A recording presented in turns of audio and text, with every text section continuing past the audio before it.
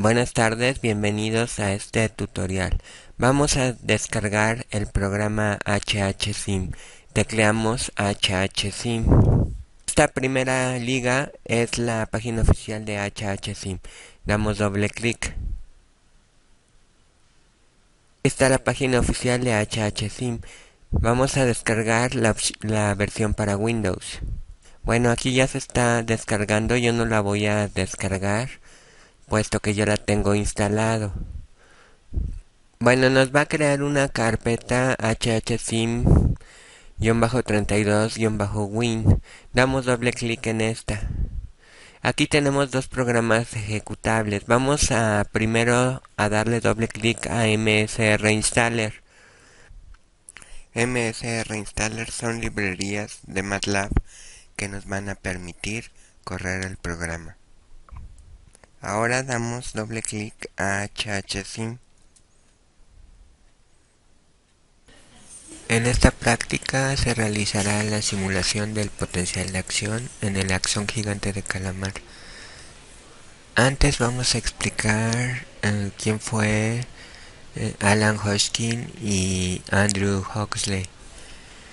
Bueno, ellos fueron ganadores del Premio Nobel de Medicina y Fisiología en 1963, ya que sentaron las bases iónicas y moleculares del potencial de acción. Para ello utilizaron el axón gigante de calamar de la especie el lóligo. Vamos a ver un corto del siguiente video para que conozcan esta especie.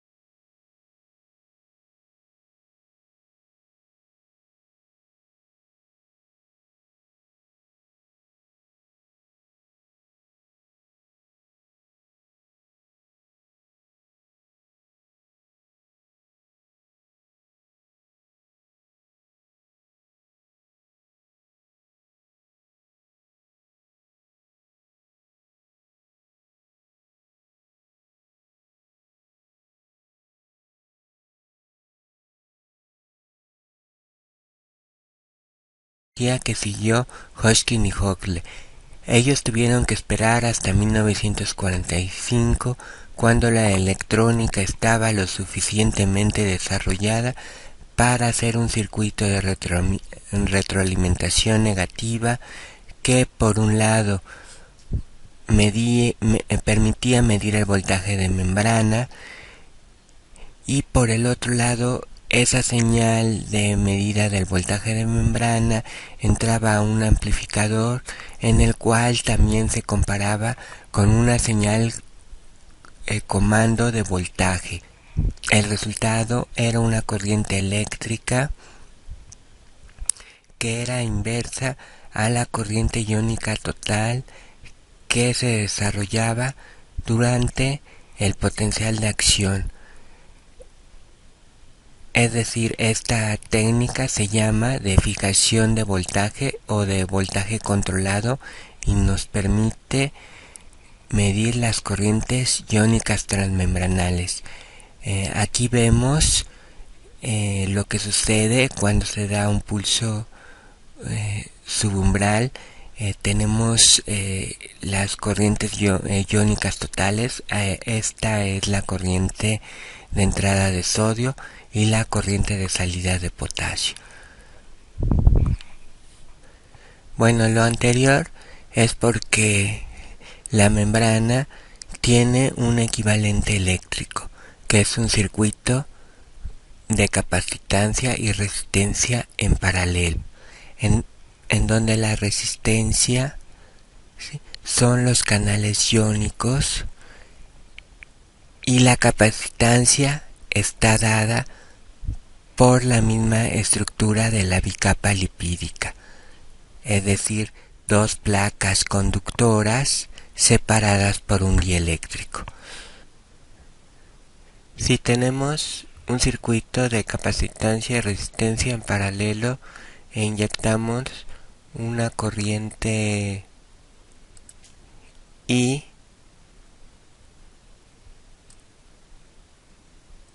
aquí le inyectamos un pulso cuadrado de corriente, ¿sí? Se le inyectamos al circuito, la corriente se divide, ¿sí?, y nos vamos a tener la corriente capacitiva y la corriente resistiva. Si recordamos de nuestros cursos de física, la ecuación de un capacitor y la ley de Ohm, vamos a ver que la corriente total, ¿sí?, es igual a la corriente capacitiva más la corriente resistiva, ¿sí?, y que la corriente capacitiva es igual a C por el delta B sobre el delta T más el voltaje de membrana sobre la resistencia de membrana. Ups, está muy fea las letras, pero bueno, lo importante de aquí no es caer en ecuaciones ni que se aprendan ecuaciones. Lo importante de aquí es ver que si yo quiero medir la corriente resistiva, que son las corrientes iónicas transmembranales, necesito eliminar la corriente capacitiva, y para poder eliminarla necesito mantener el voltaje constante, de tal forma que la derivada de una constante es cero y este término se va. Es cero. Por lo tanto, la corriente total es igual a la corriente resistiva.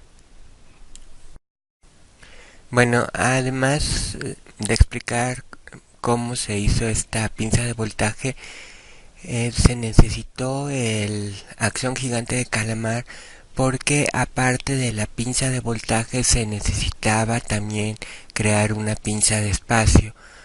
Es decir, se necesitó poner un alambre de plata a lo largo de todo el axón de calamar para poderlo hacer isopotencial y que el voltaje de la membrana fuera constante en todos los puntos del axón. Para esto se tuvo que introducir un alambre muy fino de plata a lo largo de todo el axón.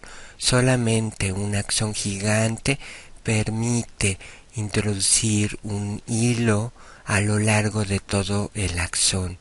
Esto no podría llevarse a cabo con axones, por ejemplo, de vertebrados que miden una micra de diámetro. Terminada esta introducción a la metodología, vamos a continuar con la utilización del programa HHSIM.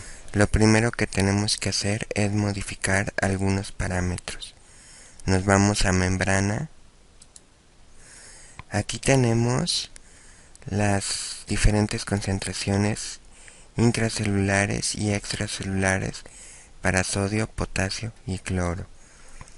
Lo que vamos a cambiar aquí es la temperatura. Ponemos 20 grados. También tenemos otros parámetros eléctricos como la resistencia de membrana y capacitancia de membrana, pero estos no los vamos a cambiar. Cerramos la ventana. Lo segundo que hay que hacer es modificar estas listas desplegables. Vamos a poner en esta primera G de sodio, en esta verde G de potasio y en esta blanca. Bueno, aquí tenemos la ventana de estímulos. Vamos a abrirla. Vamos a aplicar pulsos de corriente cuadrada. En esta primera casilla tenemos el inicio del pulso. Aquí tenemos la intensidad del pulso en nanoamperes. Vamos a dejarla en 10. Y en esta tenemos la duración del pulso. Vamos a ponerle 0.1 milisegundos. Pulsamos hide.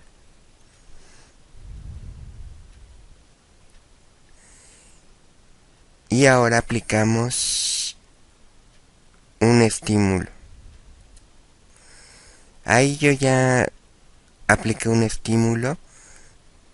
Esta línea azul es el estímulo y esta línea roja es la respuesta, o sea el voltaje de membrana medido en milivolts. Aquí yo veo una pequeña respuesta. Voy a seguir aumentando la intensidad del estímulo. Por ejemplo, vamos a subirlo a 30.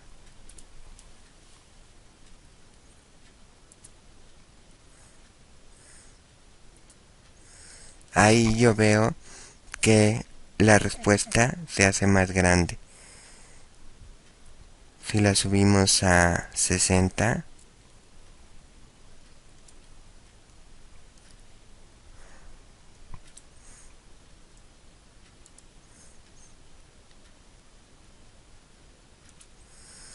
vean cómo la respuesta es graduada, es decir, es proporcional a la intensidad del estímulo. A la respuesta graduada también se le llama respuesta electrotónica. Aplicamos un pulso de 70 nanoamperes.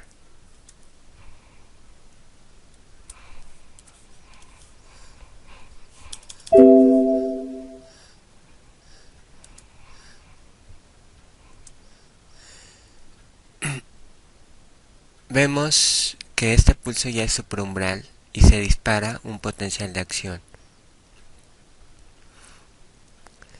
Recordemos que el potencial de acción tiene las siguientes fases. Esta es la respuesta graduada o electrotónica, la fase de despolarización rápida, la fase de repolarización y la fase de hiperpolarización postpotencial. Aquí abajo podemos ver en amarillo la conductancia a sodio. Vean cómo los canales de sodio se abren antes que los de potasio y debido a la inactivación de canales de sodio, la conductancia a potasio también disminuye rápidamente. Vamos a encontrar el umbral para un pulso con duración de 0.1 milisegundos. Si en 70 dio, entonces vamos a probar en 69. High, estímulo, y vemos que hay potencial de acción. Entonces vamos a reducirlo un poco más. En 69 dio, en 68 high, en 68 también vamos a reducirlo a 67.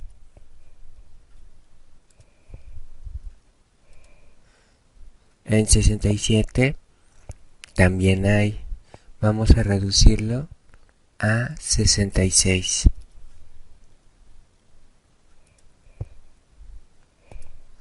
En 66 ya no hay, por lo tanto el umbral es 67.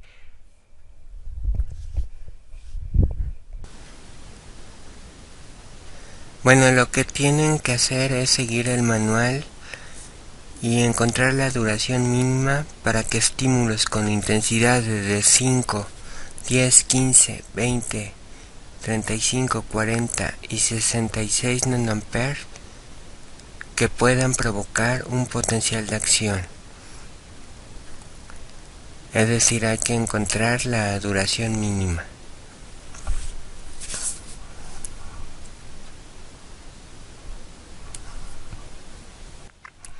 Suma temporal de estímulos subumbrales.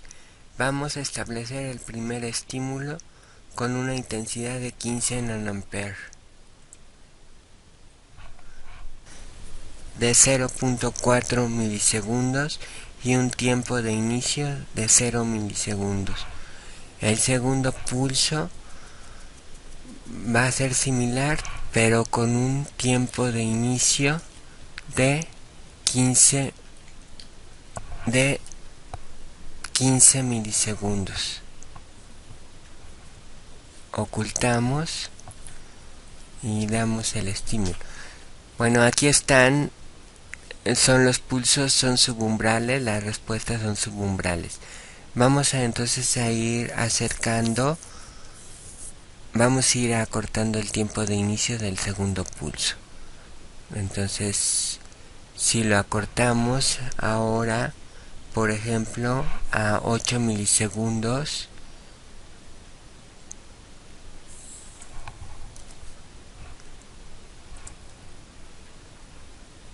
clear,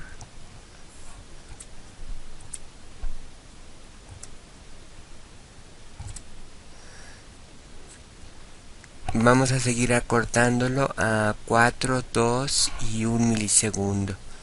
Por ejemplo, cuando lo tenemos, acortamos a 2 milisegundos.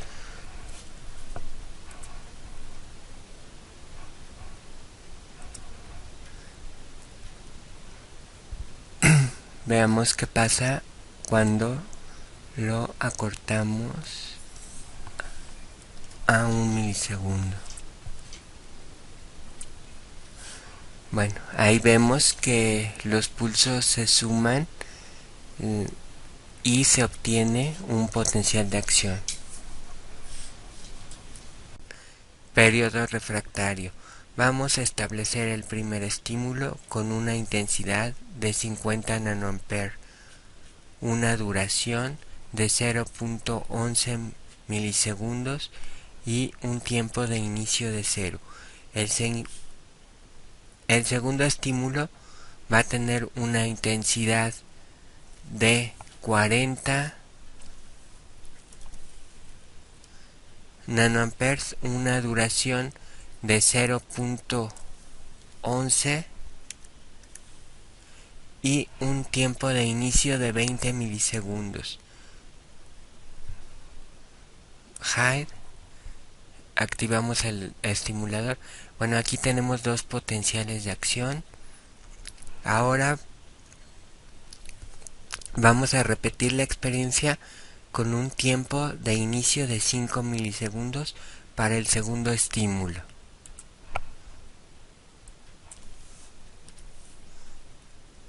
Hide.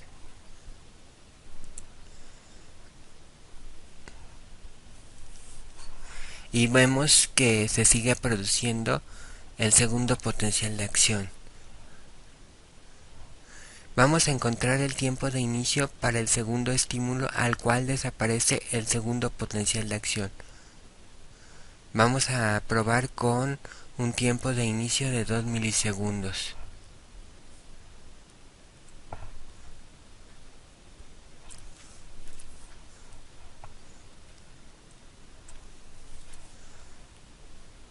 Hide. Ahí vemos que el segundo potencial ya no se produce. Esto es el periodo refractario. En el periodo refractario se debe a la inactivación de canales de sodio dependientes de voltaje. Para saber si estamos en un periodo refractario relativo o absoluto, tenemos que incrementar la intensidad del segundo estímulo. Para saber si estamos en periodo refractario absoluto o relativo, vamos a incrementar la intensidad para el segundo estímulo. Vamos a incrementarla a 60 nanoamperes.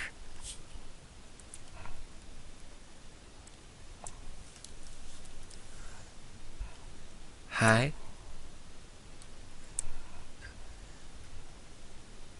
Aquí vemos que no se produce el potencial de acción. Vamos a incrementarla un poco más y vamos a observar. Vamos a incrementarla a 70. High. Ahora vemos que sí se produce el potencial de acción. Esto se debe a que este es periodo refractario relativo, e incrementando la intensidad del estímulo podemos activar los canales de sodio que ya se han recuperado de la inactivación y producir un potencial de acción, aunque podemos ver que el potencial de acción es de menor amplitud debido a que todavía hay muchos canales de sodio en estado inactivo.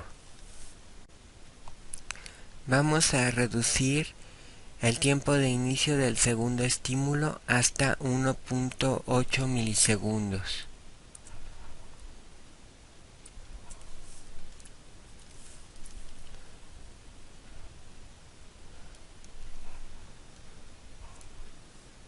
High. Activamos el estimulador. Ahora vemos que el segundo potencial de acción no se produce. Vamos a incrementar la intensidad del segundo estímulo.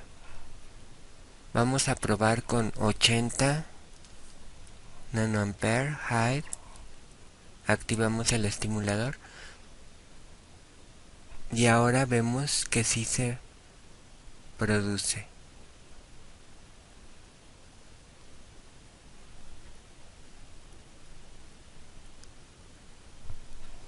Sigue siendo periodo refractario relativo. Bueno, ustedes pueden seguir disminuyendo el tiempo de inicio del segundo estímulo y encontrar cuál es el periodo refractario absoluto. Concentraciones iónicas. Vamos a establecer los parámetros del segundo estímulo en 0.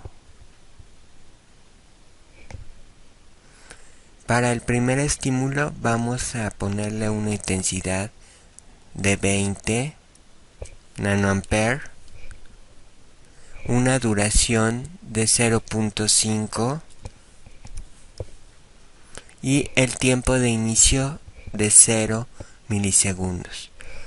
Vamos a aplicar el estímulo y bueno, este sería un potencial de acción en condiciones normales.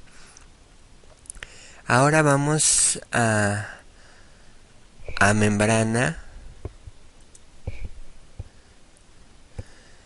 y vamos a cambiar la concentración extracelular de sodio a 400 milimolar. High.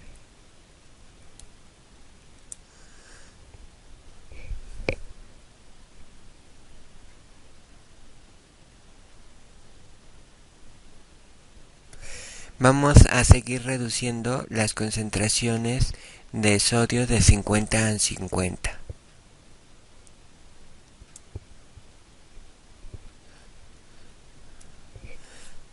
$350. high,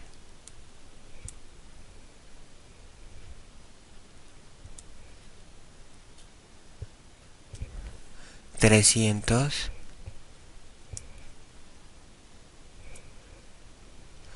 vean cómo se empieza a reducir la amplitud del potencial de acción. Ahora vamos a ir aumentando la concentración externa de sodio. 440 es lo normal.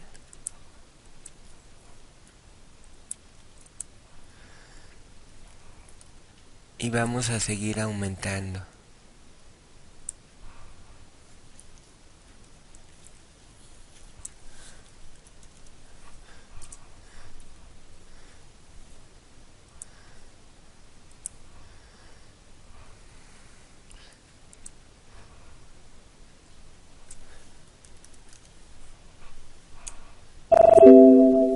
Ups.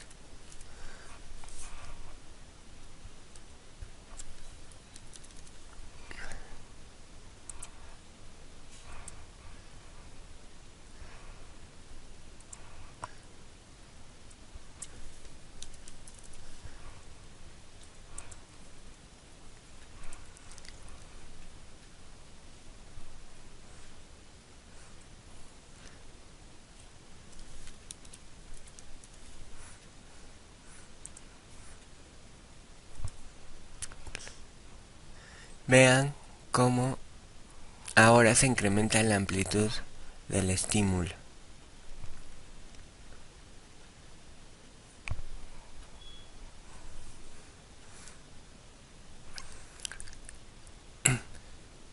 Vamos ahora a incrementar las concentraciones externas de potasio.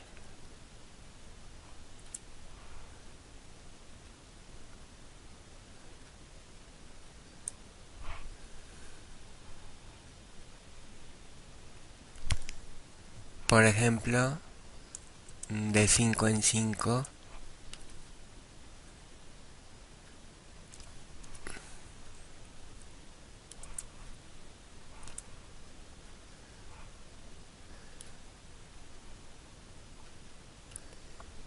¿Qué podemos notar aquí? Bueno, fíjense que el potencial de membrana en reposo se hace más positivo, es decir, la célula se despolariza. También quizá podríamos ver un cambio en la duración del potencial de acción. El potencial de acción duraría un poco más, ya que al subir la concentración externa de potasio estamos disminuyendo el gradiente y por lo tanto la fuerza que mueve al potasio hacia afuera se reduce, por lo que la repolarización se hace más lenta y el potencial de acción duraría más. Vamos a seguir aumentando.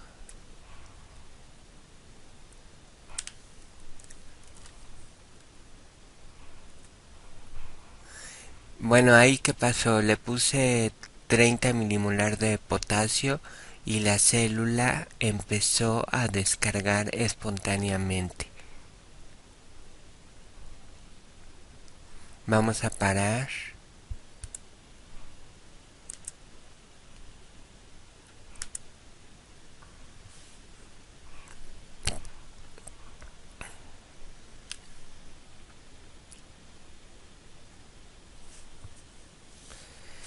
Reduzca ahora la concentración extracelular de potasio de 1 en 1 nanomolar aplicando estímulos cada vez.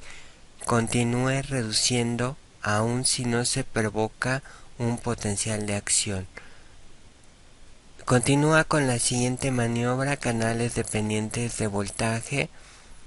Esta es la última maniobra y realízala consultando el manual de prácticas de laboratorio. Bueno, creo que ya se alargó mucho este video. Hasta aquí nos vamos a quedar y saludos a todos.